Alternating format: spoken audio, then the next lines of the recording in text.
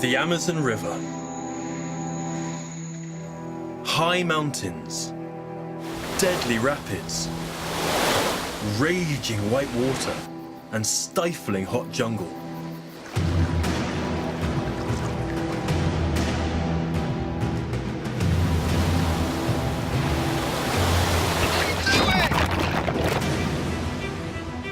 Paddling this legendary river on a stand-up paddleboard is the ultimate challenge.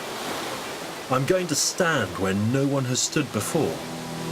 I'll be the first, but with plans to dam this mighty river, I may be the last.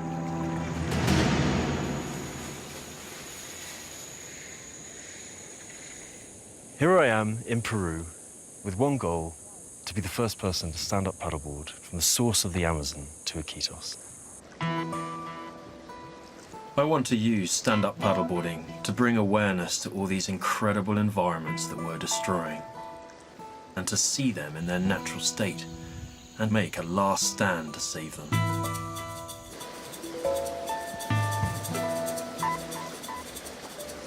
From a paddleboarding point of view, this is an ultimate challenge and an ultimate adventure. My journey starts at the primary source of the Amazon, a glacier 4,500 meters up in the Andes Mountains. I'll be paddling 1,800 kilometers down the Marañón River until I reach the Amazon and the jungle city of Iquitos. My route takes me past the planned sites of 20 dams. I'll be on my own for much of the 8-week journey. Tackling the whitewater of the Amazon on an SUP is uncharted territory, so I've joined up with expert kayaker Rocky Contos. He's kayaked this river before, so his advice will be crucial for me to get to Iquitos in one piece. Charlie's doing an amazing thing, and he's going to be the first of SUP paddle all the way down to Iquitos on this section of the Marañón. It's really an impressive feat and accomplishment. If they put all those dams in, it would be a shame if we were the last one to be able to do that. How are we doing? You ready? Okay, let's go.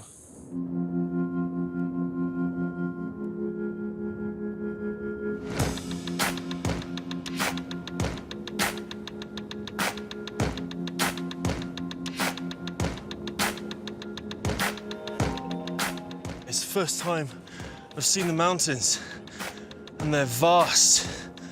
And at the foot of these mountains is the lake where we get in. And it's just unbelievable. Look at her, she's enormous.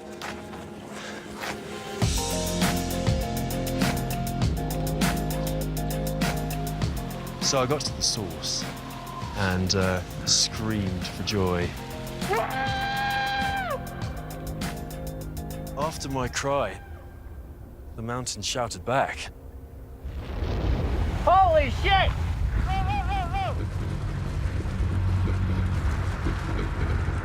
Woo! Shit! Yahoo! Amazing, what timing. Being that close when we're there, it was, you can really tell by the size of something, by the depths of its sound. And it vibrated through your stomach, It was really heavy.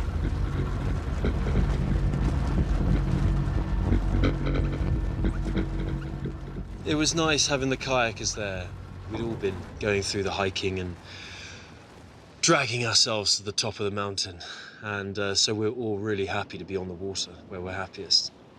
So I think it was a definite bonding moment. All right. Hey, let's paddle over to the source of the Amazon. What I love about SUP is that I'm higher up and have a unique perspective of the river. It feels like I'm walking on water.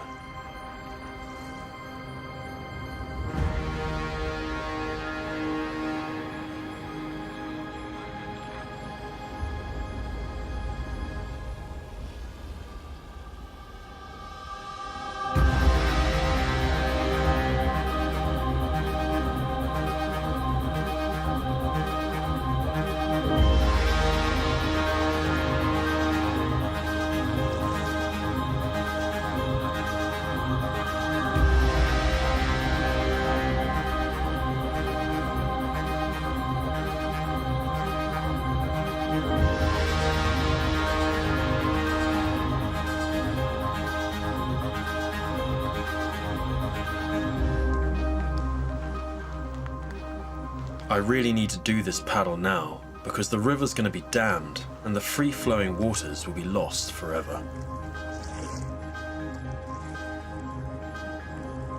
So we've seen the source, but now the real journey begins.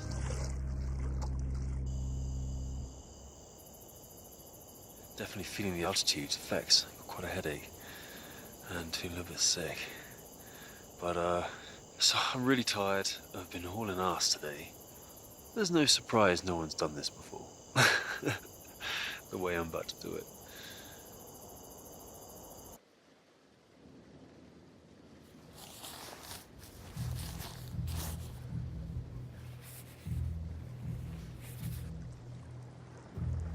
Leaving the lake was a dream in my mind. It meant the true start of the journey. The water ended up being exceptionally shallow and very rocky. Having the big fins I have on the back, which are permanently fixed to the board, it meant that I could only go in a certain depth of water before I was scraping the bottom. It made the progress really slow.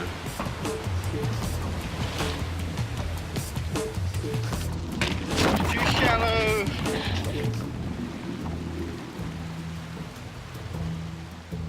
I'm scraping and grinding the rocks the whole time. So unfortunately, I'm gonna have to hike a lot of the journey to start with.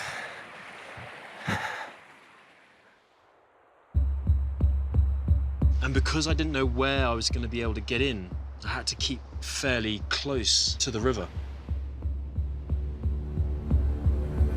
It was really lovely having Rocky and the guys going through that first stage.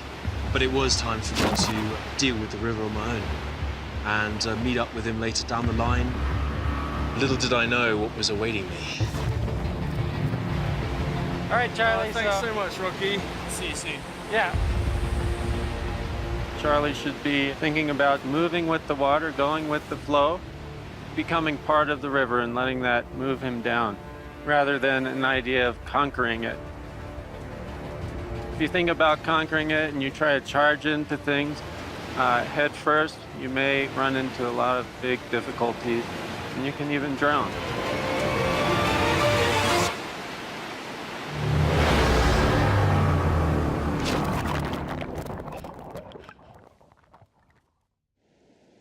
I left Rocky where the small rivers join up to become the Rio Marañón. This section is called the Headwaters. 140 kilometers of boulders, narrows, and technical rapids. You could definitely feel like the river had gathered a little bit more momentum. It was flowing quite fast and quite steady. It got suddenly darker. Almost like the cliffs and the valleys had sort of closed in a little bit, and the atmosphere changed.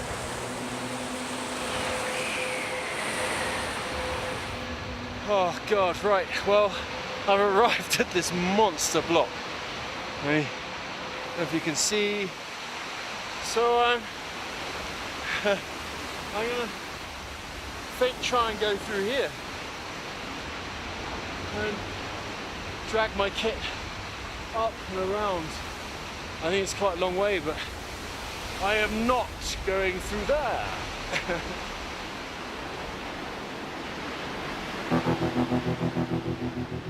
I looked all around me and it was hard to see any way up. And so I basically made a decision. Rather than going up sheer rock face, I would backtrack, cross over the river and walk up the side of the valley to get back on the other side. I eventually got to the top and it had just gotten dark. I had to wander around for quite a while before finding a little place to sleep on the side of the road.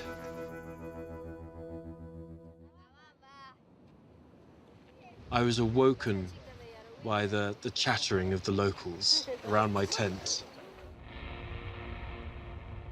I felt okay, but by the time I'd gotten ready and was about to paddle, I felt really queasy.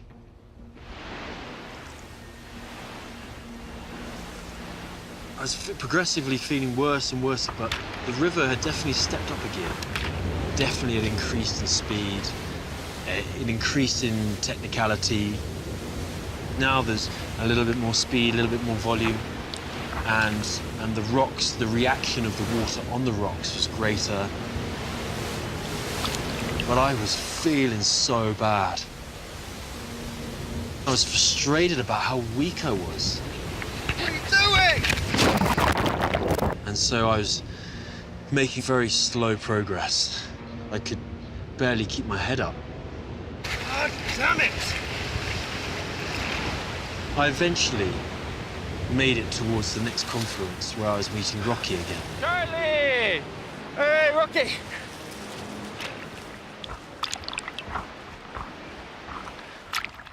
Hi. Hey, all right. It's always so good to see you, mate. So how was it? Been a few days, huh? Yeah, it's been difficult. I haven't been feeling that great. It's been hardcore but beautiful. I feel smaller and smaller and smaller and smaller as I go. At the Grand Canyon, the river really stepped up a gear. Ahead was over 500 kilometers of dangerous white water. Rocky's been through it on a kayak, but this was completely new territory for a stand-up paddleboard. My path was littered with boulders, submerged trees, and fierce currents that could suck me under.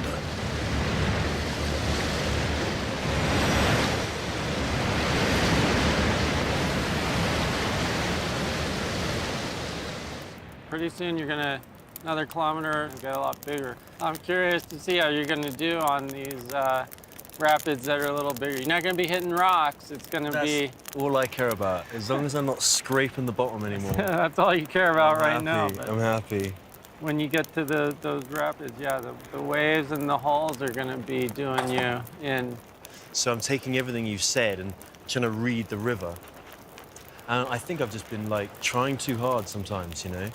And sometimes just to relax more and just literally go with the flow. I feel so good to be here where I am now. I feel stronger, and I felt like it's taught me some lessons. It's prepared me for what's to come, and it's like, hey, don't you get cocky, don't you start thinking this is going to be an easy ride and you're going to get away with shit. It was a little wake-up call for me. Headwater section. Fuck you, but thank you. Stage 1 complete.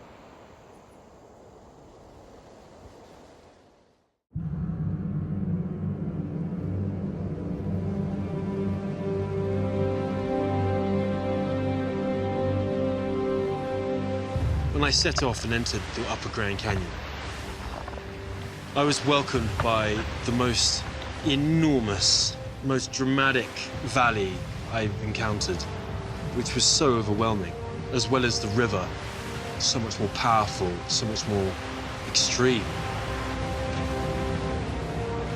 I took a very deep breath and was really quite overwhelmed by the scale of everything.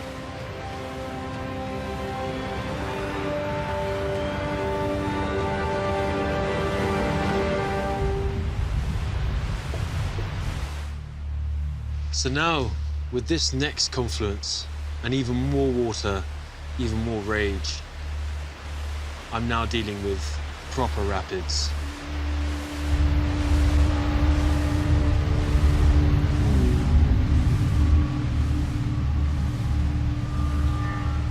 But then, before I knew it, I was greeted by the Narrows, which was quite an intimidating sight to see, because the walls of the valley suddenly close into this tiny little gap where all the water that was rushing just gets squeezed and bottlenecked into this tiny gap, and you can't see where it goes.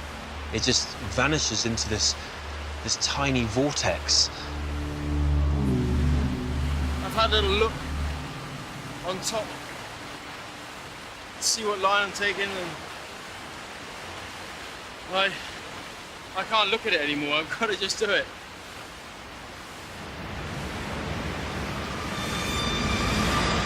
just as I got there, I just wasn't even prepared for it. I just got tipped in. Just boom, straight away.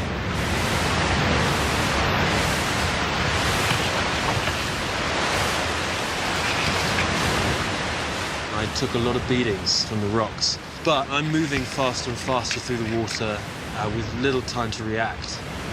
The only good thing about that is the fact I get to my next destination a lot quicker, but not necessarily in one piece.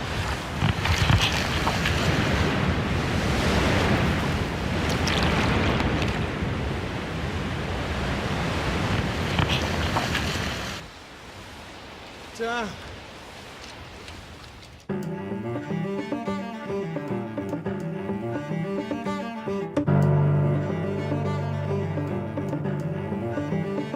For me, I'm just becoming more attached to the river. It's not just the changing pace of the water, it's the volume. It's the landscape that it's carved through the mountains. It's the noises, the shapes, the colors, the lights, everything. It's the meaning of my life now, you know? I've stopped dreaming of home. I've stopped dreaming of fantasy. All I dream of and think about now is this damn river. It's become me.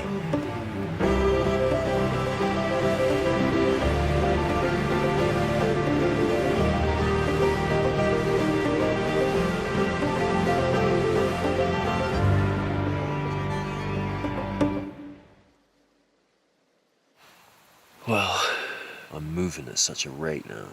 The water's getting deeper, the water's getting heavier and faster. I came across these guys blowing up rocks and throwing them down and damming it up in the sort of old school way. So it feels like you can't do that. What you doing to my river? It felt a bit intrusive, actually. I didn't like it. It's just gonna completely change the whole dynamic of the river.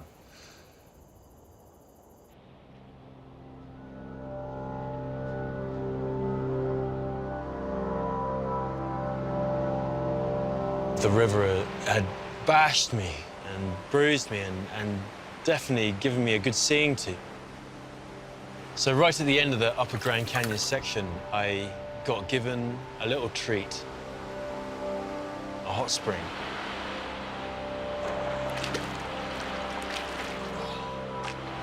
Oh, yes. Oh, yes. Oh. It was a time to reflect and to have eye-to-eye contact with my nemesis, the raging waters that I was to face, that were the beginning of the inner gorge.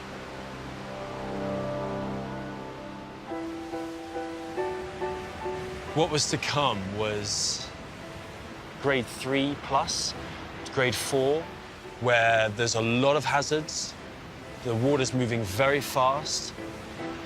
Then I really have to consider what I'm doing.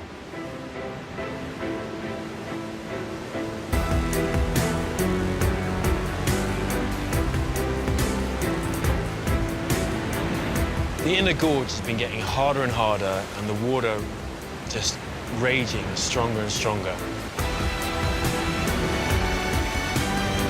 Every rock, every corner, every drop just had hazards and had just huge implications.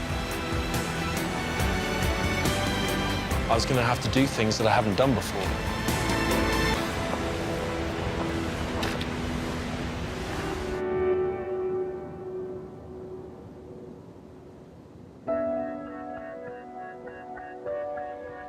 I really did come limping out of the inner gorge after being beaten up entirely. Both myself and my equipment just took such a beating. And I was so relieved to have made it out. Nearly 400 kilometers of white water and huge tumbles and bashes. And basically, my paddle is gone now. I tried best to keep it alive, but through one of the rapids, it finished it off. And now I've been paddling with my little squash racket for the last, don't know however long, and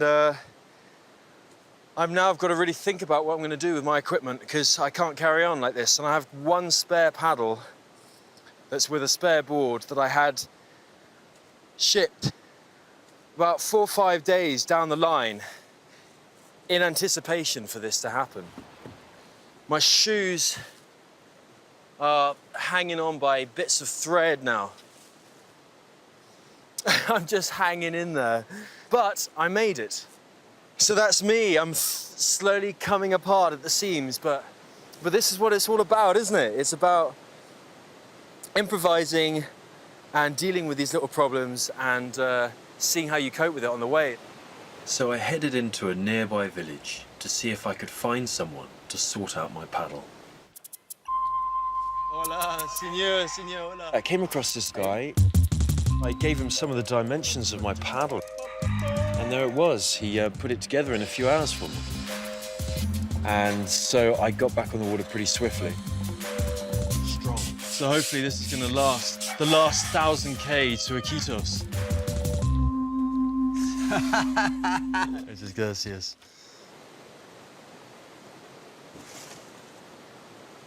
But just as everything started to look up, my board became worse and worse. From a very slow puncher that took hours and hours to go down, now this board was going down really quickly. It would only take a couple of hours before it would lose all its pressure, dragging through the water, with the water lapping over me. This is like the worst thing that could really happen. I can't actually stand up now because I have to sort of spread my weight, otherwise it just folds in half. And I'm just running out of ideas of what to do. The whole board is just riddled with holes, and I literally have 1, 2, 3, 4, 5, 6, 7, 8 patches. The white water just takes everything apart. I can't really carry on. I mean, this is pointless. It's kind of desperate times. I've either got to stop. Yeah. Anyway, I've got to do something else.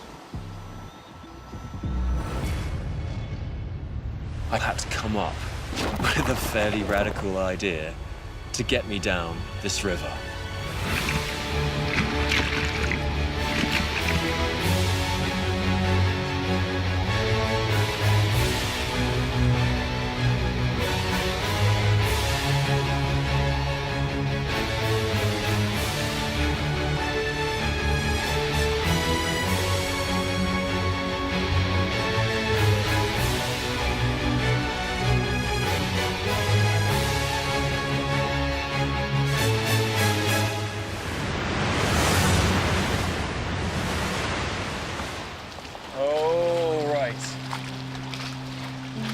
Welcome to my new board. And so that's where my luck started to change at last. Been on a board that's been sinking, riddled with holes, paddle is sort of broken, and just wondering how the hell I'm going to make any headway. But I managed to find this on the beach, went and spoke to the family that lived there, and they seemed delighted to sell it to me. This was as primitive and as simple as you can get. It is balsa logs tied together with either wire or rope, with a few struts. That is it. The raft even came with its own paddle. I don't know if I could call it a paddle. I mean, it was a very thick, hard wood with a sort of baking tray sized kind of head. Keep it lined up. Keep it lined, keep it lined. Heads goes out. Step it back. I've taken it down some Class 3, Class 4 rapids. Jesus Christ. I lost everything. Okay, come on, here we go. Here we go. Got my leg trapped. Whoa. But whoa, it was such good fun. Okay, made that one. I mean, I'm already feeling quite primeval and quite sort of primitive as I go along, and now having this sort of a castaway raft going down sort of unexplored territory by stand-up paddle, and just sort of feel like I'm forging a even deeper kind of relationship with the river and the environment. I see smoke. I see settlement. I see supplies.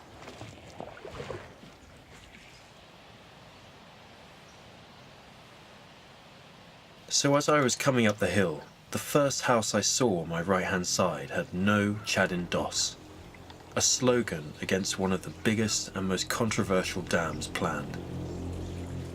This village is obviously against the damming, and they've got slogans all over their walls.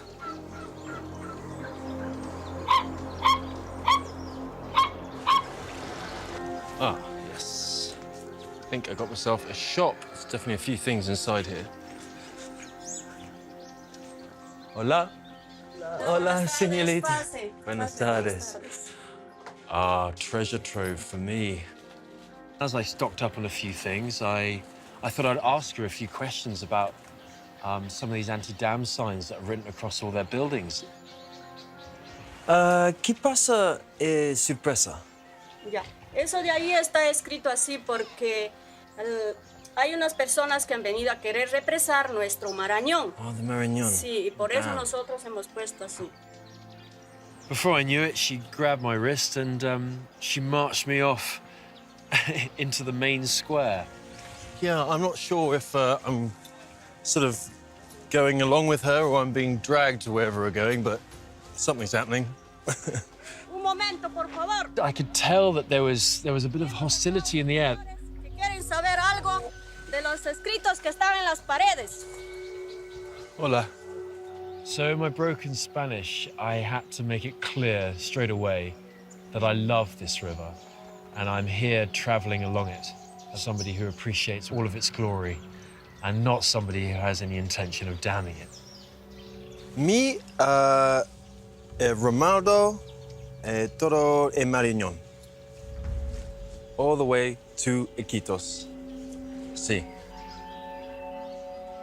Oh, okay. Okay. So to my complete surprise, after they realized I wasn't a threat to them, they told me that I've arrived in their village on a patron day celebration, where they cook up something called a pachamanca. Por eso yo a ti te invito para que tú aprendas esa costumbre de acá de la tierra. Después de que preparamos la pachamanca, más tarde te invito a una fiestita, pues, porque pues, si vamos a bailar acá con todo. Sí. So there's me from 1 minute thinking I was going to be under arrest and causing all sorts of problems when I just wanted to buy some supplies, to then being welcomed to join them for a lovely feast. And got to really see the true nature of a local village. Yeah, you got some amazing smells coming out of this. And learning about the threat to this river from the people it's going to affect the most.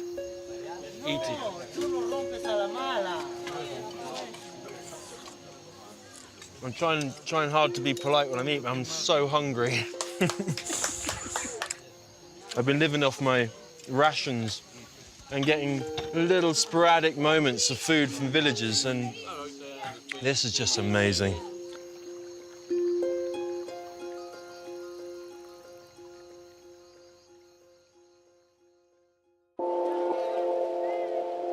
Everything that they had in the village was fed and fueled by the water from the Marañón.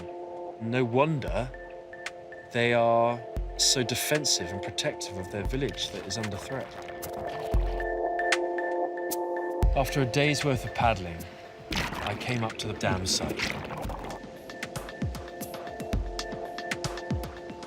So there it is, Chadin Dos.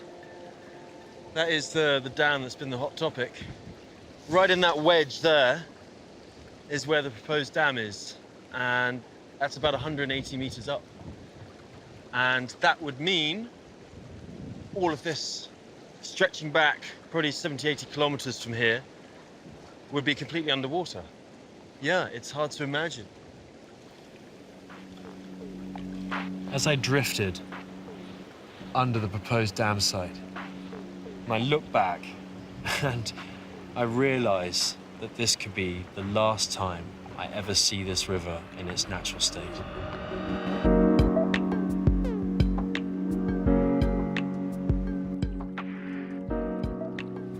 So unbelievably beautiful. All these walls, the sheer cliffs.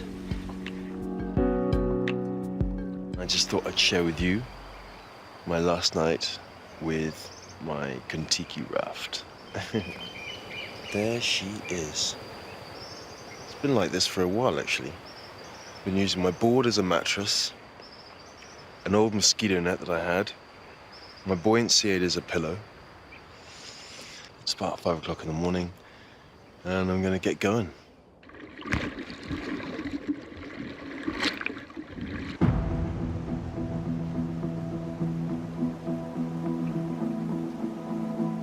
Right, got a rapid coming up.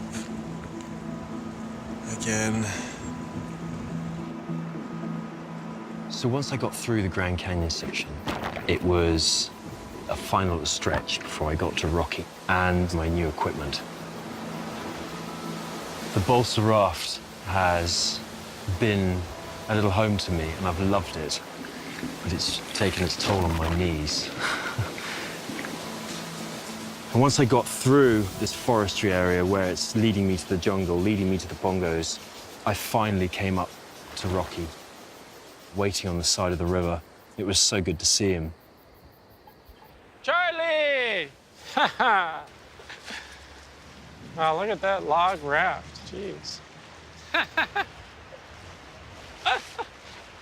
When I first saw Charlie on his balsa raft, I was really elated, happy to see that he had made it through, and his balsa raft stayed together, and he seemed to be still in pretty good health.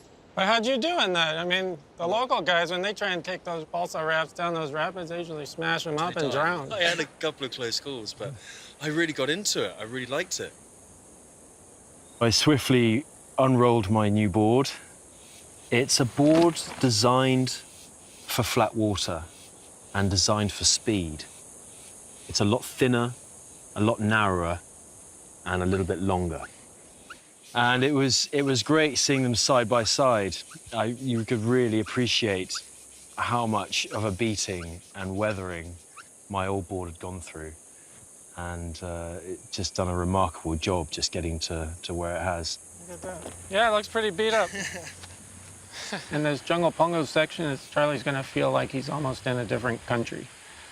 With the change to the jungle, there's a whole new set of natural challenges that Charlie has to deal with. There's so much more water in the river. It really starts to take on the character and the feel of what you would think of as the Amazon.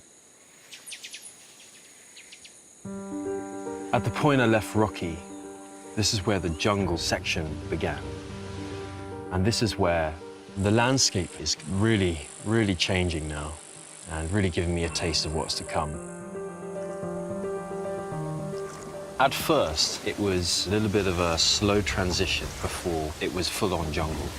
But then, by the end of the day, I was suddenly immersed in thick, dense rainforest. In a way, I'm slightly more intimidated coming into the jungle than I am dealing with Grade 5 rapids. It's spooky here on your own.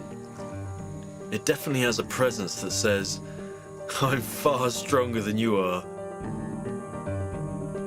And I make the slightest mistake out here, and I'm finished.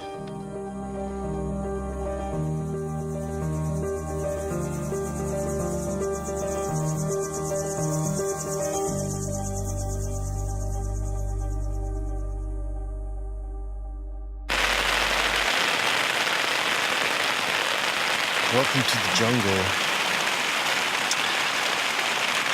Serious humidity, raining quite a lot. Everything's wet the whole time.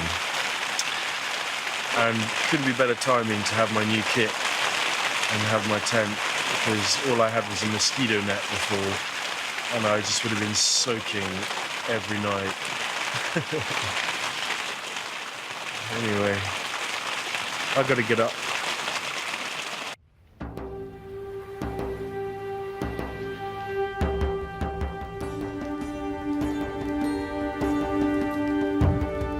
Around here, they call the jungle rapids the Pongos.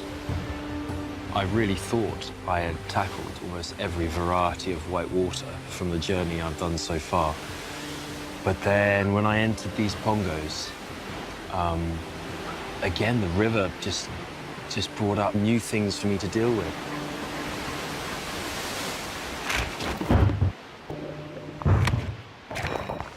Just as I was making headway, disaster struck.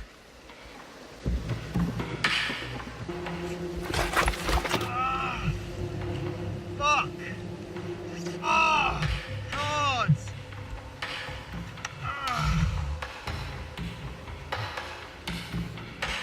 As soon as I did it, I slightly freaked out. I was like, oh God, this is the thing. This is the one thing that could really ruin this trip. Yeah, I just opened up my foot on a bit of rock just as I was about to launch or to go down a rapid, and it just slit the flesh between my big toe and my middle toe. I don't really have a middle toe.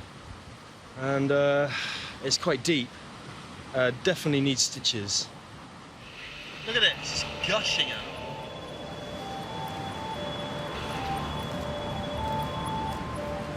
I've been warned by Rocky that I really need to pace through and don't disturb or interact with the people around here, because they're not really as friendly and a lot more suspicious. So I need to get on with it.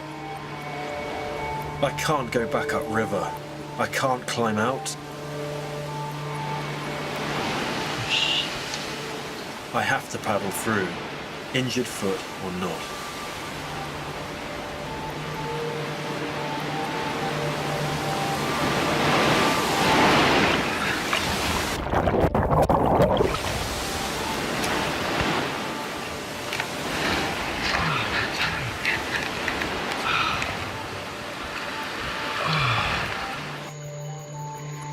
This is really bad news for me.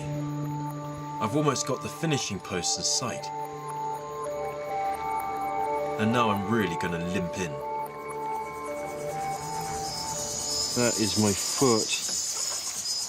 I managed to get my foot stitched up. I found a doctor. I'm not sure.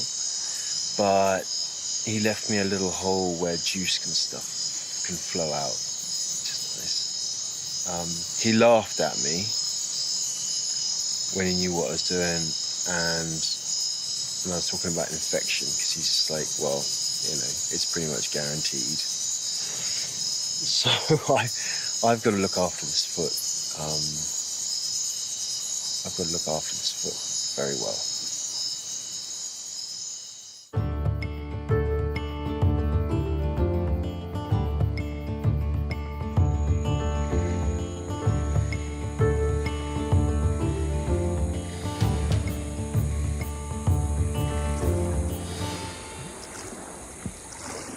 I'd arranged to meet Rocky for the last time. I had one final set of rapids ahead, then nothing but jungle and flat water all the way to Iquitos.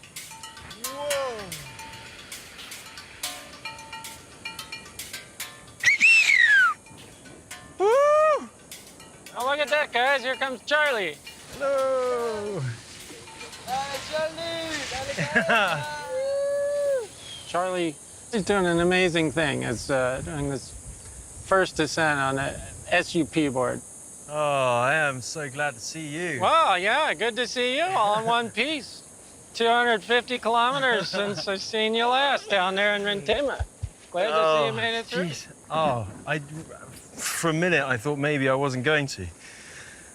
Charlie does have the real spirit of an explorer. It takes a lot of courage, takes a lot of stamina, takes a lot of bravado. And Charlie's done that. He's fallen down hundreds of times, but he's gotten back up on his board each time and kept going. You got right downstream here is the Pongo de Manseriche, one of the most beautiful gorges on the whole river. After that, it opens up into the flat, wide Amazon plain. I'm just gonna get my head down now and drive as fast as I can get to Iquitos. It's been a pleasure to help you out, and you've been an inspiration to me, and I'm sure you're gonna be to everyone. I'll see you soon. All right. Thanks, mate. Good luck. Thank you. I'm gonna need all the luck I can get, I think.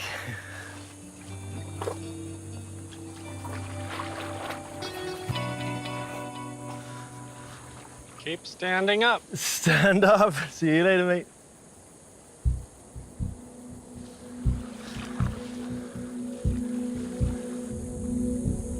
This particular stretch down to Iquitos is known to have a lot of narco trafficking going on. You have these kind of somewhat shady characters hanging around, and they're often armed. That could put Charlie's life in risk because they start questioning him, and they get a little too suspicious. They just can decide to knock him off. It happens in the jungle a lot of the time.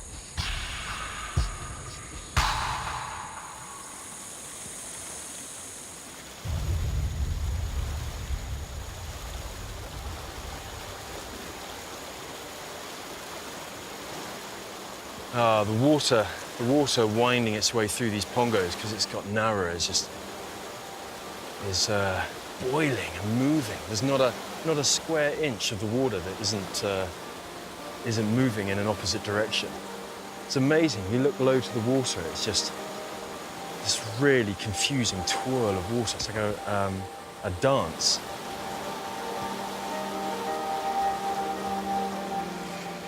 It's just so hard to believe that they would put a dam here. It doesn't make sense to me. Everything out there is and does feel like a completely another world. And I haven't grown up with it, evolved with it, created immunities to it. This world either wants to lay eggs in you, sting you, bite you, consume you. I've never felt so on edge before. I really feel like an alien, in an alien world. So much more vulnerable and so unequipped.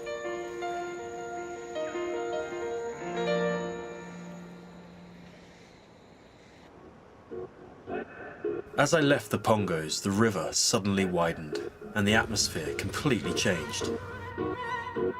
The rapids were all behind me now. The water was flat and I knew I had an 800-kilometer endurance paddle ahead of me.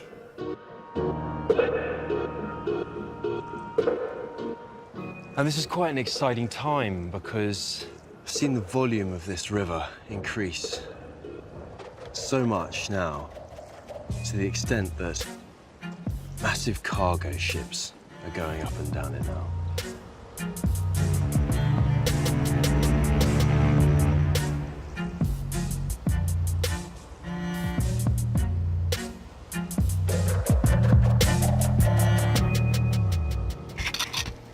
It's hot out here.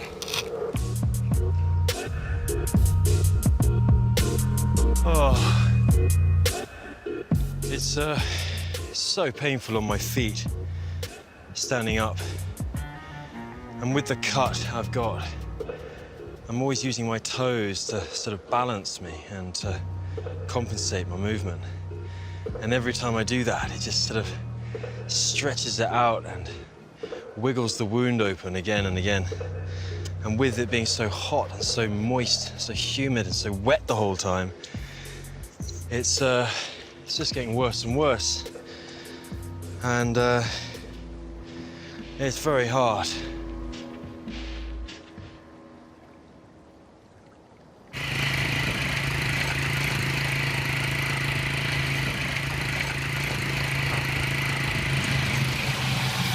just gonna go to the doctor's and get my foot checked out. It's just not looking good.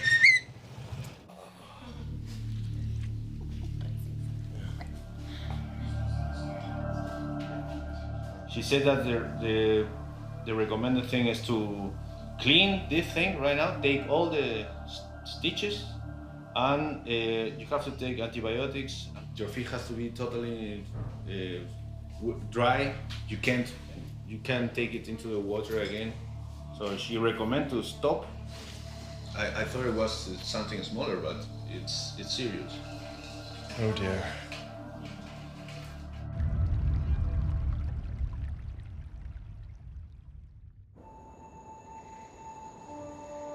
I had to make a decision, really. It's sad not to be able to paddle the whole thing, but taking a Peki boat, I think, was the wisest thing for me to do.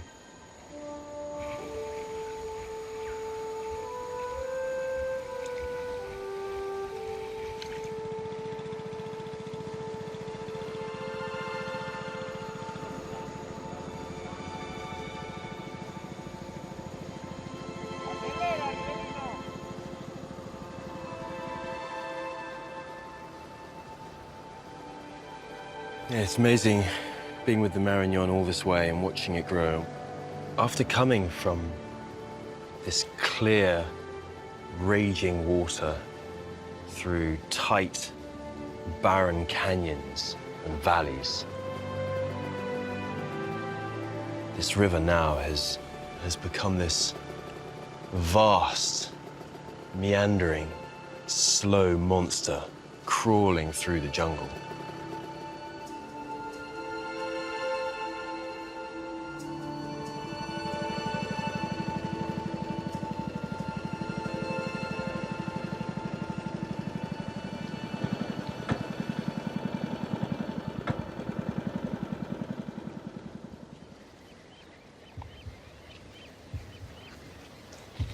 There's obviously a little piece of me that just wants to, you know, just drive as hard as I can.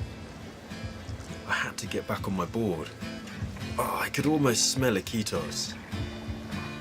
Even if I had to drag my corpse over the line. All I knew is I had to put one paddle stroke in front of the other and just get through this to Iquitos. The river's not moving very fast, and it's just me counting every paddle stroke, counting every kilometer. I have just passed the Ucayali River, the confluence of the Ucayali, where the Marañón and the Ucayali form the Amazon. And to me, this is a massive checkpoint. It means I've only got 80 to 100 kilometers until I'm in Iquitos. And it means one more camp, wake up before the sun tomorrow, and then power it on the home straight to Iquitos. Oh.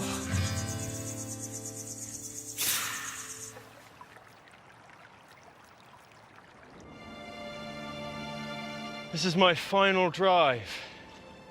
I've got 1,800 kilometers behind me, and I'm just gonna push it hard until I reach the finish line.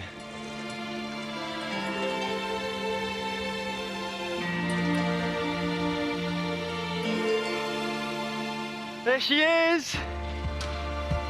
There's Iquitos. Here I go.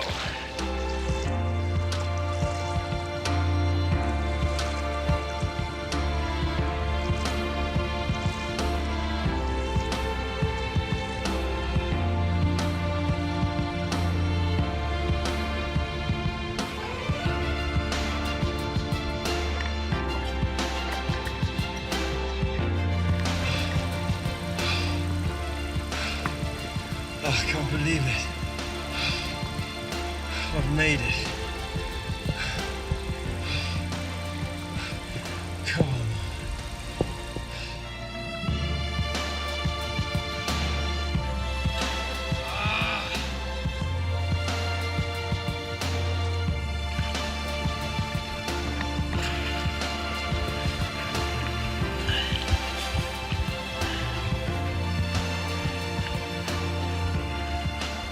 I made it.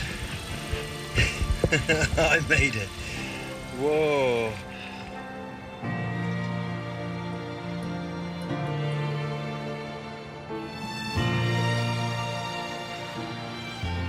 To get here now, it's just, you know, I've won a battle that was tested every fiber in my body. I'm so happy. Just really had to find something extra inside myself to get here. Now I've made it. I'm so happy.